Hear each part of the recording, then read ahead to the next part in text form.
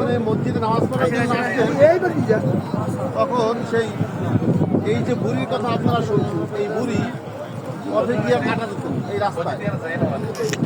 এখানে একটা কাটা গাছ আছে, কাটা গাছ, এই কাটা গাছটা দিতেন। তো বুড়ি এক সময় একদিন অসুস্থ হয়ে গেছে, তখন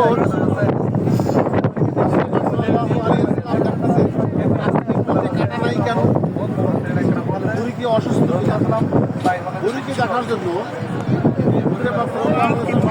এই ঘরে আসছে। বুড়ির কেউ ছিল না, ছেলে মেয়ে আত্মীয় স্বজন কেউ নাই।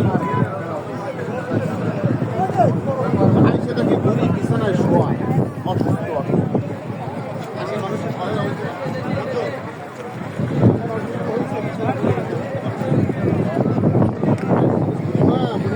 কি হয়েছে, আপনার কেউ নাই,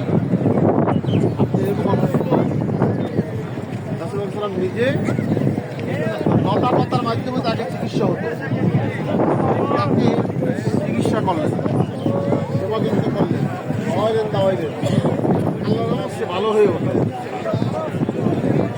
তখন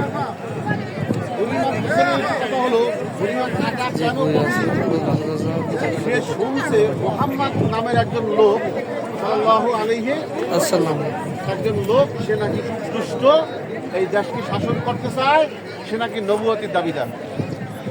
এই কথা তাকে বোঝানো হয়েছে, হ্যাঁ বা না কথা বলতো না। তো এই কথাটা তার তথ্য তো ওই খারাপদের মতোই তথ্য নাকি। সে এই তথ্য শোনার পরে চিন্তা করলেন, তাহলে উনি তো খারাপ, তাহলে খারাপ মানুষের জন্য আমি আর কি পারব, আমি